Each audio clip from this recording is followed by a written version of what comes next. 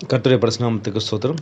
நிறைய கிறிஸ்தவர்கள்ட்ட போயிட்டு நீங்க யாருன்னு கேட்டா, அவங்க சொல்லுவாங்க, "நாங்க உயிருள்ள தேவனை தொழுது கொள்கிற ஜனம். எங்க தேவன் சர்வ வல்லமையுள்ள தேவன். எங்களுக்காக உயிரையே கொடுத்த தேவன். எங்கள பாவத்திலிருந்து ரட்சித்து, எங்களை நித்திய ஜீவனுக்குள்ள கொண்டு போகிற ஒரே ஒரு தேவன்." அப்படின்னு சொல்லி நம்ம நெறைய சொல்லுவோம். சில பேர் நாங்க தெரிந்து கொள்ளப்பட்ட ராஜரீக ஆசாரிய கூட்டம் அப்படின்லாம் சொல்லுவாங்க. இதெல்லாம் சொல்லி நமக்கு என்ன பிரயோஜனம்? அதாவது நம்ம தேவன் நம்மள எதற்கு தெரிந்து கொண்டார் அப்படிங்கிறதே நம்ம நெறைய நேரம் தெரியறதில்ல. ஏன்னா, நம்ம பழைய வாழ்க்கையில ஒரு அந்தகார இருள்ல இருந்தோம். தேவனுக்கு பிரியமில்லாத வாழ்க்கை வாழ்ந்து கொண்டு இருந்தோம். பாவத்துல இருந்தோம். நம்மள அவர் தேடி மீட்டு கொண்டு நம்ம ஒரு ஒளியில வச்சிருக்கிறார்.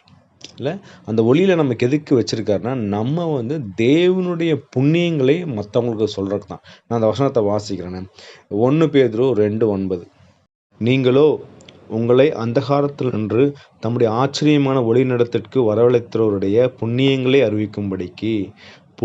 அறிவிக்கும்படிக்கு தெரிந்து கொள்ளப்பட்ட சந்ததியாயும் ராஜரீகமான ஆசாரிய கூட்டமாயும் பரிசுத்த ஜாதியாயும் அவருக்கு சொந்தமான ஜனமுமாய் இருக்கிறீர்கள். நம்மளை எதற்கு தெரிந்து கொண்டாராம்? தேவனுடைய புண்ணியங்களை சொல்றதுல. கடவுள் எப்படிப்பட்டவர்? அவருடைய அன்பு என்ன? அவர் எதற்காக இந்த உலகத்துல வந்தார்? ஏன் தன் உயிரையே கொடுத்தார்? எதற்காக உயிர் தெழுந்தார்? மறுபடியும் ஏன் வரப்போகிறார்? அப்படிங்கிற அந்த அன்பை நம்ம மற்றவங்களுக்கு சொல்றதுக்கு தான் நம்மளை தெரிந்தெடுத்திருக்கார். ஆனா நம்ம நிறைய நேரம் என்ன பண்றோம்னா, நமக்கு எதுக்குப்பா இந்த வம்பு? நம்ம ஒரு கடவுளுக்கு பிரியமா வாழ்ந்தோமா, நம்ம எவ்வளோ தூரம் நம்மளால பரிசுத்தமாக வாழ முடியும், அந்த அளவுக்கு வாழ்ந்துட்டு போயிடலாம்னு சொல்லி நிறைய பேர் என்ன பண்ணுறோம், அந்த மாதிரி ஒரு அறிவிக்கிறதே கிடையாது.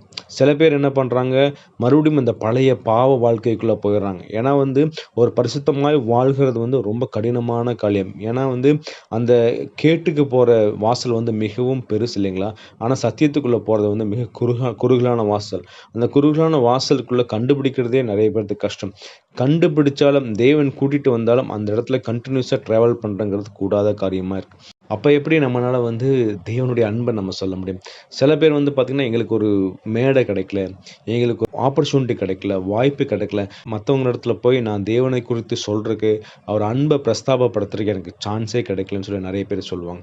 இல்லை, நமக்கு அதெல்லாம் தேவையே இல்லைங்க. ஏன்னா நம்ம இருக்கிற இடத்துல நம்ம எங்கே வேலை செய்கிறோமோ, எங்கே ஒரு தொழில் செய்கிறோமோ, எங்கே குடும்பத்தில் இருக்கிறோமோ, அந்த இடத்துலலாம் நம்ம தேவனுக்கு பிரியமாய் வாழ்கிறோமா, அவருடைய கட்டளைகளும் கற்பனையும் கை கொள்கிறோமா, அதை பார்த்து இல்லை நம்மளை ஃபார் எக்ஸாம்பிள் நம்மகிட்ட எந்த ஒரு கபடமும் கிடையாது, வஞ்சகம் கிடையாது, பொய் கூறுதல் கிடையாது, துர்குணம் கிடையாது, அதே மாதிரி பொறாமை கிடையாது.